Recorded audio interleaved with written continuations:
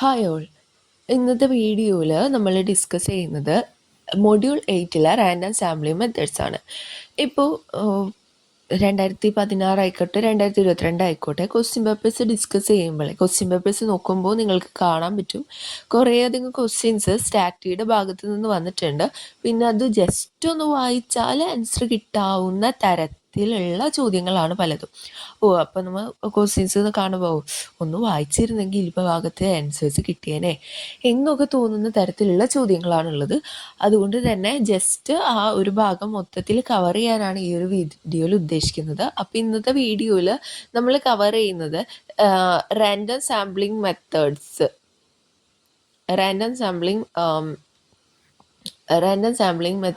Sampling census, ഈ ഒരു പോർഷനാണ് ഇന്നത്തെ വീഡിയോയിൽ നമ്മൾ കവർ ചെയ്യുന്നത് കേട്ടോ. അപ്പോൾ വീഡിയോ സ്കിപ്പ് അടിക്കാതെ മുഴുവനായിട്ട് കാണാം. ലാസ്റ്റ് ഞാൻ ക്വസ്റ്റ്യൻസ് ഉൾപ്പെടുത്തിയിട്ടുണ്ട്, അവയൊന്ന് ചെയ്തു നോക്കാം കേട്ടോ. അപ്പോൾ പോപ്പുലേഷൻ എന്ന വേർഡ് നിങ്ങൾ എന്തായാലും കേട്ടിട്ടുണ്ടാവും. അതിൻ്റെ മലയാളം വേർഡാണ് സമഷ്ടി. എന്താണ് പോപ്പുലേഷൻ? ക്വസ്റ്റ്യൻ പേപ്പറിൽ പോപ്പുലേഷൻ തന്നെയാണ് കേട്ടോ കണ്ടിട്ടുള്ളത്. അതിൻ്റെ മലയാളം വേർഡ് അങ്ങനെ കണ്ടില്ല, എങ്കിലും ഒന്ന് നോക്കി വെച്ചോളൂ. ഒരന്വേഷണത്തിൽ നാം പരിഗണിക്കുന്ന എല്ലാ ഇനങ്ങളെയും സൂചിപ്പിക്കാൻ പോപ്പുലേഷൻ എന്ന പദം ഉപയോഗിക്കുന്നു. അപ്പം നമ്മൾ എടുക്കുന്ന സംഭവങ്ങളെയാണ് നമ്മൾ പോപ്പുലേഷൻ എന്ന് വിളിക്കുന്നത്. അത് കുറവാകാം അല്ലെങ്കിൽ കുറേ ഉണ്ടാകാം. അപ്പോൾ ഓരോന്നിനെ നമ്മൾ അന്വേഷണ വിധേയമാക്കുന്നതിനെ സെൻസസ് അല്ലെങ്കിൽ പൂർണ്ണ വിവര ശേഖരണം എന്നാണ് പറയുന്നത്. പക്ഷെ അത് എപ്പോഴും അത് പ്രാവർത്തികമാകണമെന്നില്ല. അതുകൊണ്ട് നമ്മൾ അതിനെ പ്രതിനിധീകരിക്കുന്ന ഒരു ഭാഗം നമ്മൾ സെലക്ട് ചെയ്യും. ആ രീതിയെ നമ്മൾ സാമ്പിളിംഗ് എന്നാണ് വിളിക്കുന്നത്. ഓക്കെ, അപ്പോൾ ആ വേർഡ്സുകളൊക്കെ ഒന്ന് നോക്കി വെച്ചാൽ മതി. എന്താണ് പോപ്പുലേഷൻ എന്നും എന്താണ് സാമ്പിൾ, എന്താണ് സാമ്പിളിംഗ്, ആ ഒരു ഭാഗം മാത്രം ഒന്ന് നോക്കി വെക്കാം. ഇനി ഈ സാമ്പിളിംഗ് നടത്തുമ്പോൾ എറേഴ്സ് വരാം. അത് രണ്ട് തരത്തിലുണ്ട്: പ്രതിരൂപണ പിശകുകൾ, പ്രതിരൂപണേതര പിശകുകൾ. ക്വസ്റ്റ്യൻ പേപ്പറിൽ സാമ്പിളിംഗ് എററും നോൺ സാമ്പിളിംഗ് എറർ എന്ന് തന്നെയാണ് കാണുന്നത്. സാമ്പിളിംഗ് ഇതര എറർ അങ്ങനെയൊക്കെയാണ് കാണുന്നത്. അപ്പോൾ എന്നാലും വേർഡ് ഒന്ന് നോക്കി വെച്ചോ. ഇനി അപ്പോൾ എന്താണ് പ്രതിരൂപണ പിശകുകൾ?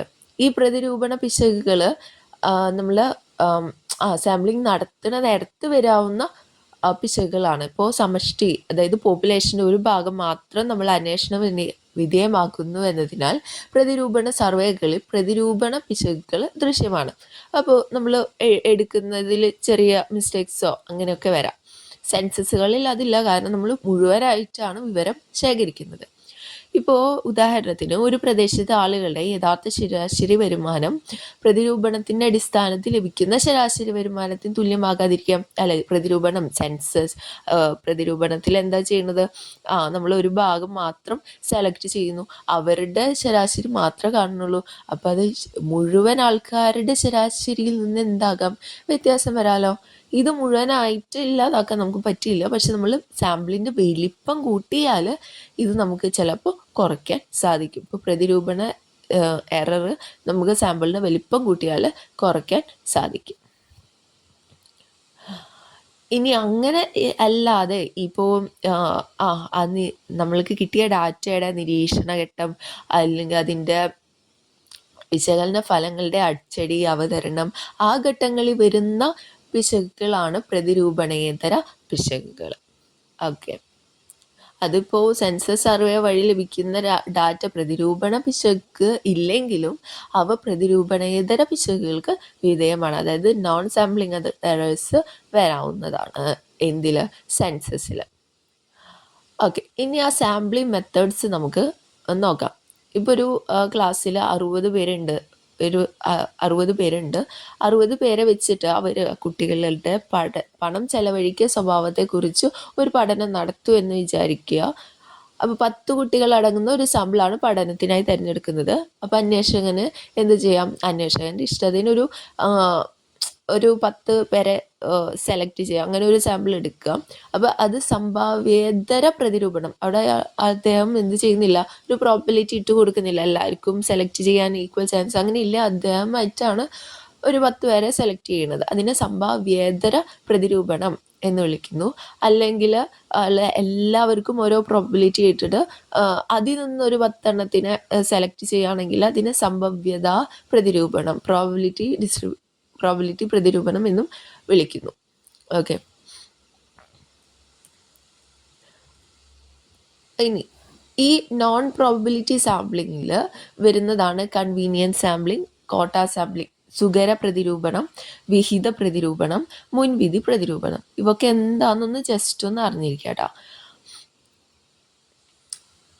സമഷ്ടി, അതായത് പോപ്പുലേഷനിൽ നിന്നും നമുക്ക് സൗകര്യപ്രദമായി അംഗങ്ങൾ തിരഞ്ഞെടുത്തുകൊണ്ട് സുഗര പ്രതിരൂപണം നടത്തുന്നു. ഇപ്പോൾ വാഹനങ്ങളുടെ പേര് ചേർക്ക പട്ടിക, ടെലിഫോൺ നാമാവലി പട്ടിക, ഇവയിൽ നിന്നും സാമ്പിൾ എടുക്കുന്നത് അന്വേഷകന്റെ സൗകര്യത്തിനനുസരിച്ചായാൽ അതിനെ സുഗര പ്രതിരൂപണം എന്ന് പറയുന്നു. ഓക്കെ, ഈ ഓൺലൈൻ ഗവേഷണം കൂടാതെ ദൃശ്യമാധ്യമങ്ങൾ തയ്യാറാക്കുന്ന അഭിമുഖങ്ങൾ തുടങ്ങിയവയിൽ ഇത്തരം പ്രതിരൂപണം യഥേഷ്ടം ഉപയോഗിക്കുന്നുണ്ട്. അടുത്തതാണ് വിഹിത പ്രതിരൂപണം. ഈ രീതിയിൽ ചില നിർദ്ദിഷ്ട സവിശേഷതകൾ അനുസരിച്ച് വിഹിതം തിരിക്കുന്നു. അതായത് വിവിധ വരുമാന പദ്ധതികൾ അതിനൊരു ഉദാഹരണമാണ്. അതായത് വിഹിതങ്ങൾക്കുള്ളിൽ നിന്നും വ്യക്തിപരമായ മുൻവിധിയോടെ സാമ്പിൾ അംഗങ്ങളെ തിരഞ്ഞെടുക്കുന്നു. ഉദാഹരണത്തിന് ഒരു വരുമാന സർവേയിൽ ഒരു പ്രദേശത്ത് വസിക്കുന്ന 100 പേരിൽ നിന്നും വിവരം തേടേണ്ടതുണ്ടെന്ന് കരുതുക. ഇവരിൽ 60 പേർ വീട്ടമ്മമാരും 25 പേർ ഉദ്യോഗസ്ഥരും 15 പേർ വ്യാപാരികളുമാണ്. ഈ 3 കൂട്ടങ്ങളിൽ നിന്നും അന്വേഷകന് സ്വതന്ത്രമായി ആൾക്കാരെ തിരഞ്ഞെടുക്കാം.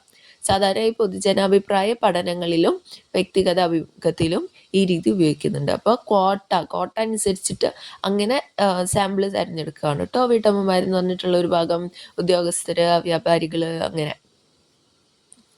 അപ്പം അത് വിഹിത പ്രതിരൂപണം. ഇനി മുൻവിധി പ്രതിരൂപണം, ജഡ്ജ്മെന്റ് സാമ്പിളിംഗ്. ക്വസ്റ്റ്യൻ പേപ്പറിലൊക്കെ ഈ വേർഡ് തന്നെയാണ് കേട്ടോ കാണുന്നത്, ജഡ്ജ്മെന്റ് സാമ്പിളിംഗ്. അപ്പോൾ അന്വേഷണത്തിന്റെ സവിശേഷതകൾ അനുസരിച്ച് സാമ്പിളിൽ ഉൾപ്പെടുത്താൻ ഏറ്റവും അനുയോജ്യമായ അംഗങ്ങളെ അന്വേഷകൻ മുൻവിധിയോട് തിരഞ്ഞെടുക്കുന്നതാണ് ഇത്തരം സാമ്പിളിങ്ങിന്റെ പ്രത്യേകത. അതായത് വിദ്യാർത്ഥികളുടെ ചെലവ് ശീലങ്ങളെ കുറിച്ച് വിശകലനം ചെയ്യുന്നതിനായി 10 കുട്ടികളുടെ സാമ്പിള് നേരത്തെ പറഞ്ഞ പോലെ തിരഞ്ഞെടുക്കുന്നു എന്ന് കരുതുക. ഇവിടെ അന്വേഷകന് അദ്ദേഹത്തിന്റെ ഇതില് ആ ക്ലാസ്സിനെ പ്രതിനിധീകരിക്കുന്ന 10 പേരെ തിരഞ്ഞെടുക്കുന്നു. ഈ രീതിയിൽ സാമ്പിളുകൾ തിരഞ്ഞെടുക്കുന്നത് നിശ്ചിത ഉദ്ദേശത്തോടെയാണ്.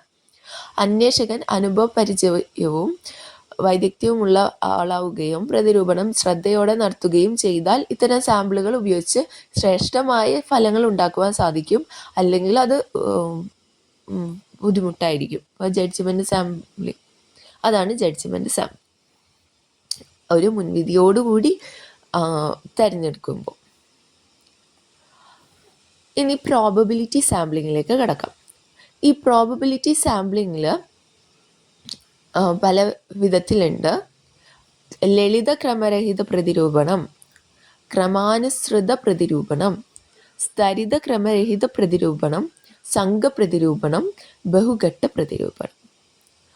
അതിൻ്റെ ഇംഗ്ലീഷ് വേർഡ്സ് ആണ് കേട്ടോ ഞാൻ ക്വസ്റ്റ്യൻ പേപ്പറിൽ കണ്ടത്. അപ്പോൾ simple random sampling, systematic sampling, stratified random sampling, cluster sampling, multi stage sampling. അപ്പോൾ ഇതിൽ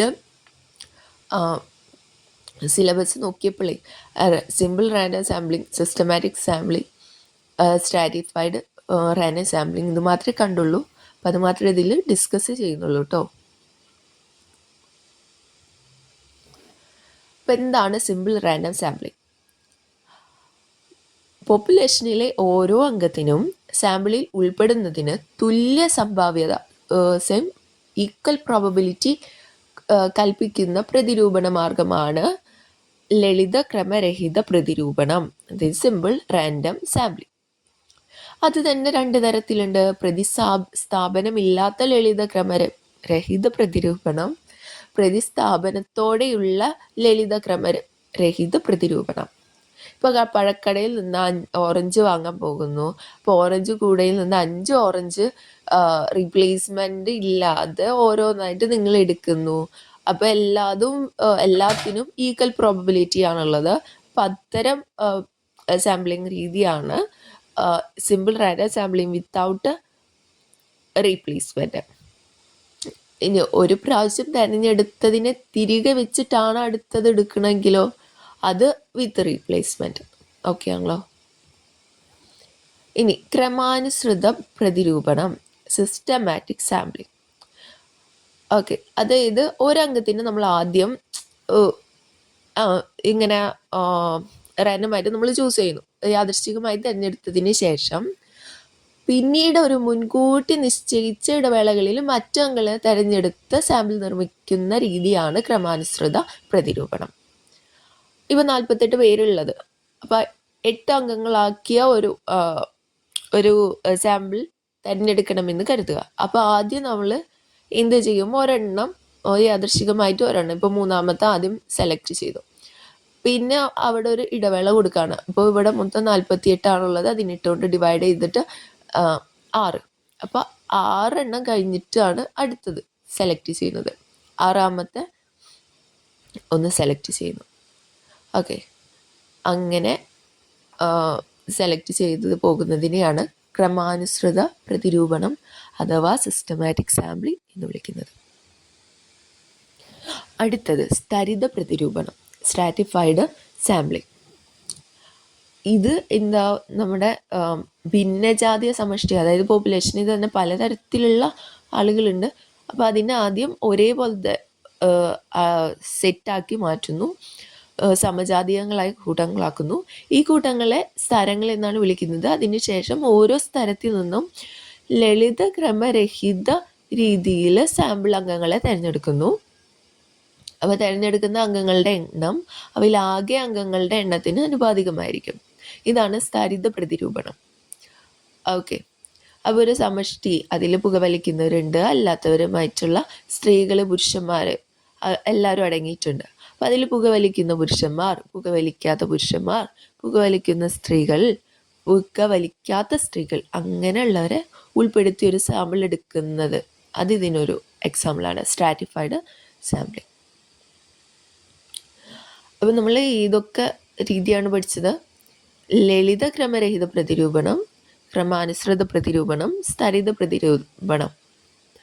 അപ്പോൾ ലളിത ക്രമരഹിത പ്രതിരൂപണം, അതിൻ്റെ ഇംഗ്ലീഷ് വേർഡ് എന്തായിരുന്നു? Simple random sampling.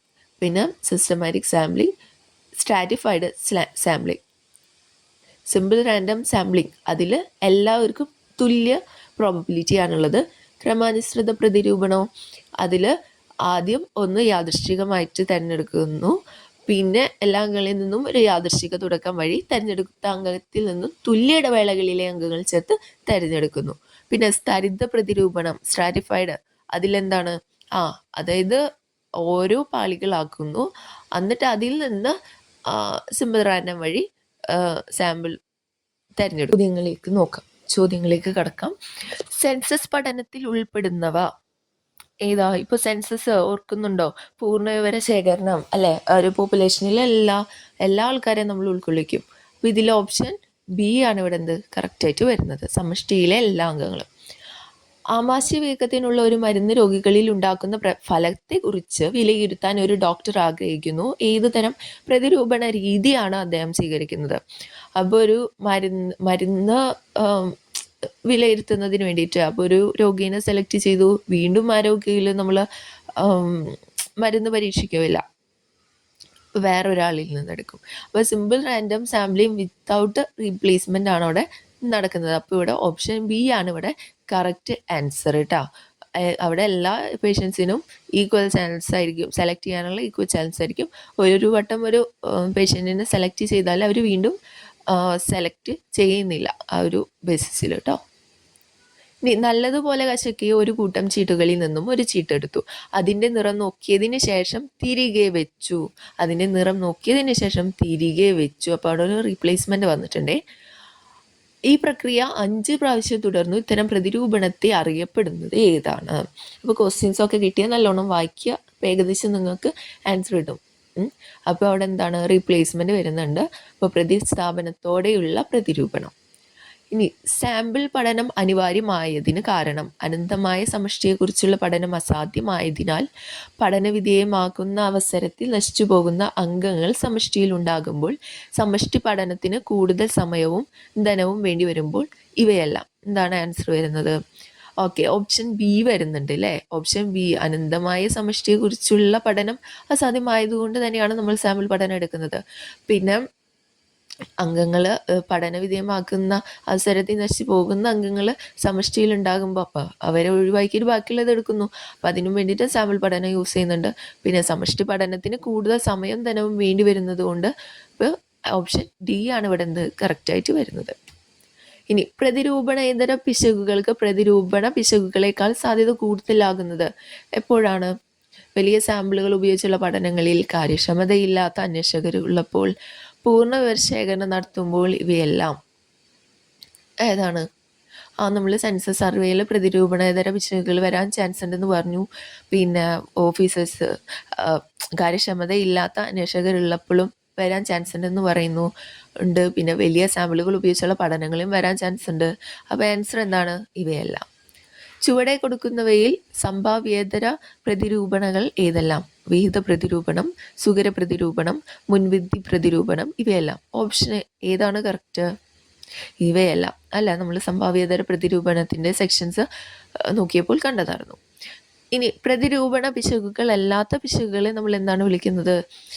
പ്രതിരൂപണേതര പിശകുകൾ. സമഷ്ടിയെ ആദ്യം സമജാതീയ കൂട്ടങ്ങളാക്കിയതിന് ശേഷം ആ കൂട്ടങ്ങളിൽ നിന്നും സാമ്പിളുകൾ എടുക്കുന്ന പ്രതിരൂപണ മാർഗമാണ് ഏത്? എന്താണത്? സ്തരിത പ്രതിരൂപണം, സ്ട്രാറ്റിഫൈഡ് സാമ്പിളിംഗ്. മുൻ വർഷങ്ങളിൽ ചോദിച്ചിട്ടുള്ള കുറച്ച് ചോദ്യങ്ങളും കൂടി നമുക്ക് പരിചയപ്പെടാം. നമുക്ക് ആവശ്യമായ വിവരങ്ങൾ ശേഖരിക്കേണ്ടത് ഏത് സമൂഹത്തിൽ നിന്നാണോ ആ സമൂഹത്തിന് മൊത്തത്തിൽ പറയുന്ന പേരെന്താണ്? അതെന്താണ്? പോപ്പുലേഷൻ. ഓരോ യൂണിറ്റിനും സാമ്പിളിൽ ഉൾപ്പെടാനുള്ള സാധ്യത ഒരുപോലെയായാൽ അത് ഏതാണ്? Simple sampling, systematic sampling, stratified sampling, ഇവയൊന്നുമല്ല. ഏതാണ് ആൻസർ? സിമ്പിൾ റാൻഡം സാമ്പിളിംഗ് അല്ലേ? ഓക്കെ, ഓപ്ഷൻ എ ആണ് ഇവിടെ കറക്റ്റ്. സാമ്പിൾ സൈസ് കൂടുമ്പോൾ കുറയുന്നത് ഏതാണ്? അതും നമ്മൾ കണ്ടു അല്ലേ? പെട്ടെന്ന് തന്നെ ആൻസർ കിട്ടും. എന്താണത്? Sampling error. താഴെ പറയുന്നവയിൽ ഏതു തരം സാമ്പിളിംഗ് രീതിക്കാണ് ശാസ്ത്രീയമായ സാധ്യതയില്ലാത്തത്? അത് ജഡ്ജ്മെൻറ്റ് സാമ്പിളിംഗ്. എല്ലാതും കിട്ടിയെന്ന് വിചാരിക്കുന്നു.